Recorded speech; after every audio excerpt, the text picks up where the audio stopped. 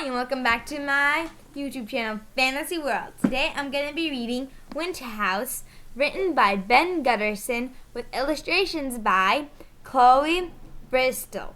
I'm sorry if I'm pronouncing those names or last names wrong. So today I'm going to be reading Chapter 2. And Chapter 2, the name of Chapter 2 is Strange Passengers on the Bus. And the words that rhyme with bus is by Bay, May, and Matt. So let's get right into it.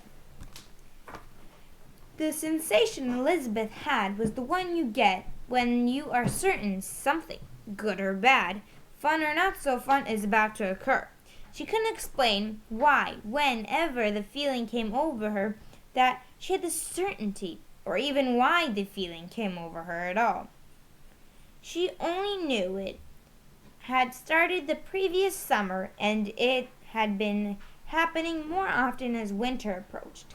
What was odd was that the things that occurred seemed to have no cause or explanation.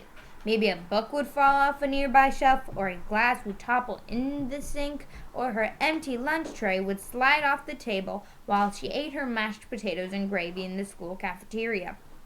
All she knew was that right before each of these incidents, she experienced a stomach flutter that made her certain something was going to happen.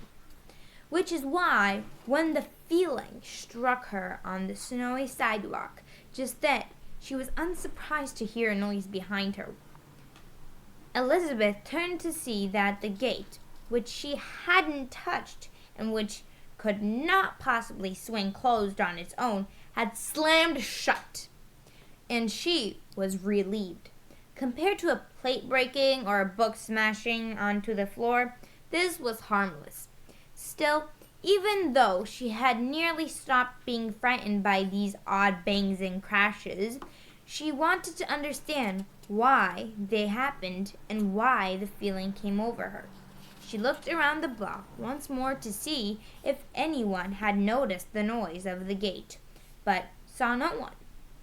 With a deep sigh and one last look at her aunt and uncle's house, Elizabeth headed for the train station. Near dusk the next day, after the all-night train ride and a 5-hour wait at the bus station, Elizabeth sat and watched the snow fall outside the ice-rimmed window of the bus. The only food she'd eaten had been the leftover half of peanut butter sandwich from the previous day's lunch. Sunflower seeds and raisins she'd bought for $1.35 at the train depot,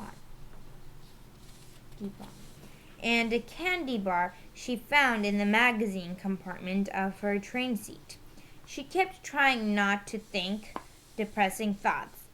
The road was taking her closer to some destination in the mountains where she would spend her Christmas holiday at a hotel she imagined would be a cross between an old person's nursing home and that creepy place they took the kids to in The Golden Compass, one of her favorite books. For 7 years, she had been hoping someone would rescue her from her aunt and uncle, ever since she'd been sent to live with them. But 3 weeks at the WinterHouse Hotel seemed less like good luck than some clever punishment they'd cooked up. Elizabeth was 11 now, and aside from the fact that she'd been looking forward to the annual Christmas pageant held every December 21st at the community center next to her school, there were also the 4 library books she wanted to read in the comfort of her own room. She had pleaded with her aunt and uncle to allow her to stay by herself over the long break once they had told her about their vacation. Kept telling them she was old enough to take care of herself. She realized now there had been no chance of that. One thing Elizabeth had been puzzled over from the moment she read her aunt and uncle's note was how in the world they could afford to send her on a train ride, much less have her stay in a hotel for 3 weeks. Elizabeth had understood for at least 2 years now that her aunt and uncle were poor. Uncle Burlap sorted misaddressed letters in the far back room of the post office in the small town on whose fridge they lived. For her part, Aunt Purdy patrolled the wet roads all around Dreher 5 days a week and walked the collected aluminum cans that she and Uncle Burlap traded for money once or twice when they drove to the big town of Smelterville, half an hour south. Sometimes they took Elizabeth. This was the farthest away from Dreher she could ever recall traveling.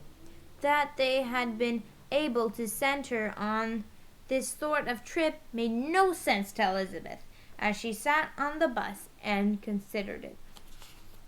The chugging red and white bus was half empty after making 7 stops on its journey north from the train station. Elizabeth sat in a plump seat with a comfortable headrest, working on a crossword puzzle in a newspaper someone had left on the luggage rack above her. She was good at crossword puzzles. In fact, she was good at all sorts of puzzles. Word searches, hangman, acrostics, cryptograms, any puzzle with words. She especially loved anagrams and had already mentally rearranged the letters on the advertising sign at the front of the bus. Fred Dull Transport to dreadful torn parts. At the 8th stop, a heavy woman in thick wool coat and with deep dimples boarded and stopped beside Elizabeth's row, pointed brusquely to the empty seat beside her. "Taken?" she said, in a tone that reminded Elizabeth of the way Aunt Purdy spoke.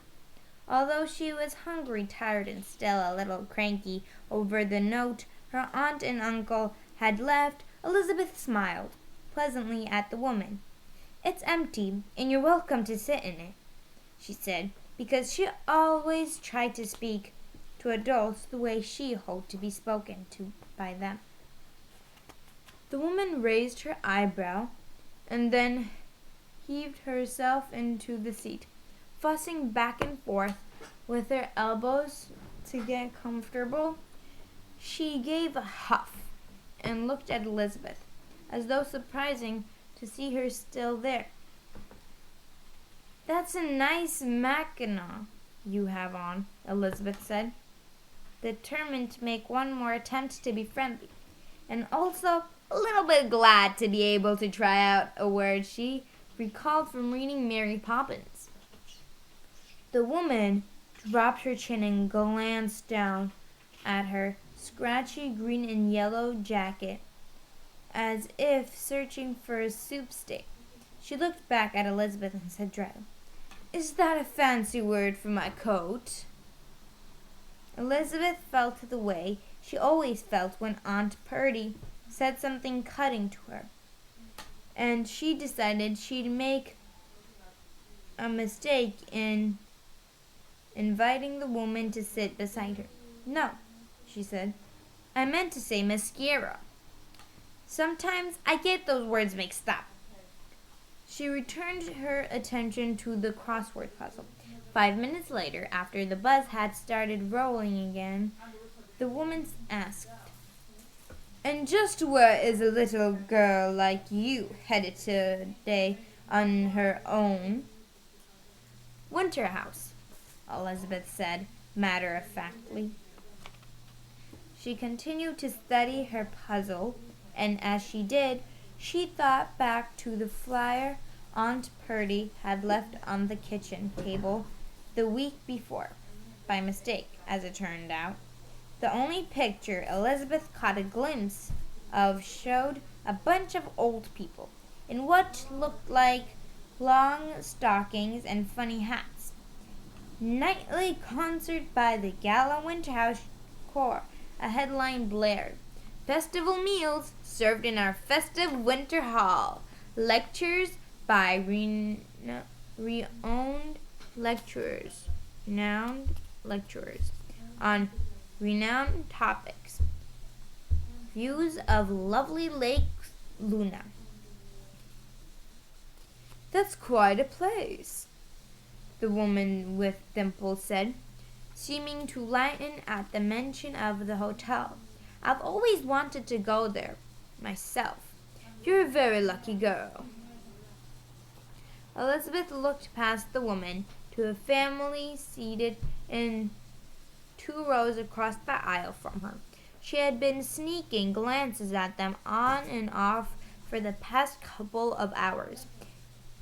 Had watched as the father held the hand of the daughter, a girl who seemed to be about Elizabeth's own age, and pointed out things that passed beyond their window in the falling snow. She had noticed, too, that the mother didn't seem to mind when the boy next to her fell asleep on her lap. In fact, she seemed glad to stroke his cheek and pull his jacket up snugly around his neck. Yes, the woman beside her repeated. You are a very lucky girl. I guess, Elizabeth said. She was wishing she could sit with the family on the other side of the aisle. Well, be happy about something then, the woman beside her said stealthily. At least this is a nice bus. And she was corrected. Elizabeth had been thinking exactly the same thing herself. She had made a mental note to add rides on nice buses to the list in her notepad with the heading Things I'm Surprised I Like Now. She was an expert at making lists and had scores of them in the notepad she was carrying, and in older ones she hid under her mattress at home. Some of her lists were things Aunt Purdy says are true that are really not true. Lakes I plan to see someday. Hairstyles I don't like. Dangerous animals I plan to see in the wild. Favorite soups/stews. Worst grammatical errors Mrs. Thorngrack made during first semester. Things people do when they think other people aren't looking at them. Things Uncle Burlap says that don't make any sense. And famous people I'm going to write letters to before I'm 13. Elizabeth smoothed her sweater. I take a bus all the time to school, she said dully. She thought again that this woman had a voice like Aunt Purdy's. The crossword puzzle had hard but not too hard, needed completing, and she focused on it. Not 5 minutes later, just as Elizabeth was considering the solution to 13 across, a 5-letter word for steer, the woman beside her pointed to the crossword puzzle and said, I think that one is pilot. To pilot a plane. She smiled as if she just handed a bottle to a baby she'd hoped to quiet down. Elizabeth tightened her fingers on the pencil she held and said, I think it's guide.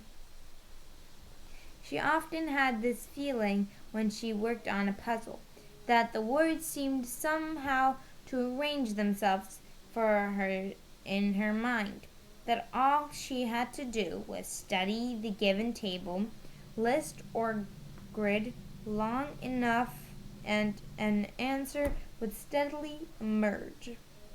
As the woman watched Elizabeth jotted down 2 words that intersected 13 across, so that, sure enough, guide became the only possible answer. The woman tried to keep smiling, but it took some effort. "I'm usually very good with words," she said. She adjusted her coat and examined the puzzle again, blankly, as though Elizabeth might have overlooked something crucial. "So am I," Elizabeth said sharply. "Did you know you can rearrange Santa Claus into casual ants?" This was something a teacher at school had shown the class, and it had amused Elizabeth. Or that the word silent, listen, can turn into silent. She folded up the newspaper and looked out the window. It was getting dark. The woman sighed and said nothing more. She got up at the next stop, and Elizabeth found herself sitting alone once again. Before long, Elizabeth pressed her wool jacket against herself, clicked on the small light in the ceiling above her, and began reading a book. Or, in this case, rereading one, because she was halfway through Anne of Green Gables, her favorite book, and had read it 4 times before. Elizabeth was well into the chapter when she had the feeling someone was looking at her. She pushed her glasses up the bridge of her nose and turned around to see a man, maybe 40 years old, dressed in a heavy black coat over a neatly pressed suit and tie, looking in her direction from the rear of the bus a few rows back. Beside him sat a woman, dressed all in black herself, black wool jacket, black shawl, black boots, and a black scarf draped over her head. Her hair was black too, but Elizabeth could not see her face because she was asleep against the man's shoulder. It seemed the man had been waiting for Elizabeth to look his way. His hair was slicked back in a style Elizabeth associated with men from old Hollywood movies. And though he appeared elegant and refined in his dark suit, he studied her with cold, inquisitive eyes while she stared back at him. Finally, the man looked away. Elizabeth returned to her book, but 10 minutes later she had an odd feeling, and she glanced back to find the man looking at her once again. The one beside him remained asleep. "Did you want to ask me something?" she said to the man. She couldn't imagine why anyone might be paying her any attention. She was small for her age and wore thick-rimmed glasses that embarrassed her, though they were all her aunt and uncle claimed they could afford. Brown-haired, with a face so delicate she looked as though she might startle easily in a thunderstorm, although actually she loved thunderstorms. And Elizabeth Somers was about as plain and unremarkable as any girl could be. It was only when she was upset or frustrated and pursed her lips or scowled so deeply a little furrow appeared in the space where her eyebrows almost met that Elizabeth looked anything close to formidable. She found herself upset and frustrated more and more lately, especially around her aunt and uncle. The man ran his index finger and thumb over his mustache. "Very sorry. I thought you looked like someone is all. Apologies for disturbing you." He nodded, smiled thinly, and then glanced away. Suddenly the woman beside him looked up and stared at Elizabeth with eyes that were even blacker and colder than the man's. After a few seconds she whispered something into the man's ear before returning her gaze to Elizabeth. This was such a strange and unexpected thing, as though she had a secret to share with the man. Just at that moment, Elizabeth found herself feeling uneasy, even more so because the woman continued to glare at her without looking away or blinking. She seemed to be one of those people who, if you happen to catch them looking at you, will keep staring right back just to make you feel uncomfortable. But why had she whispered to the man?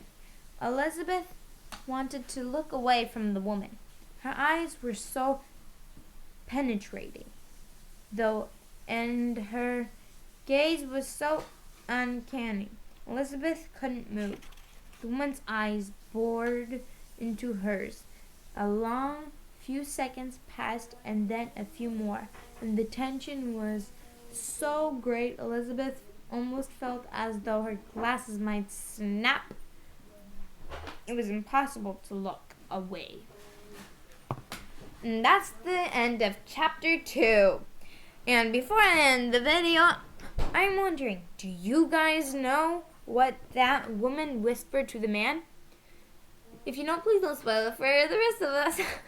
But if you don't, just guess. And also, that is, like I said, that is it for that chapter.